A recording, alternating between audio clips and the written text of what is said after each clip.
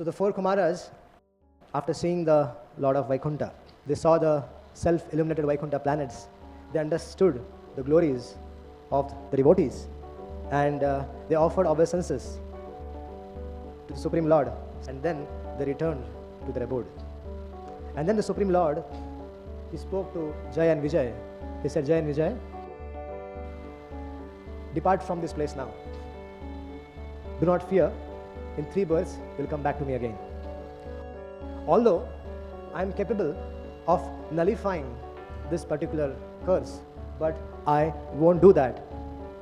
Instead, I approve of this.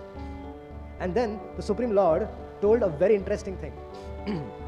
The Supreme Lord told that this particular situation in your life was actually foretold by Lakshmi ji. Once what happened when Lakshmi ji left the Vaikuntha planet to meet her devotees, and while she was returning, Jaya and Vijaya stopped her from entering the Vaikuntha planet because the Lord was sleeping. And Lakshmi ji then did not say anything, but she went inside and she told to the Lord, in near future, they are going to go. This is in the Bhagavatam.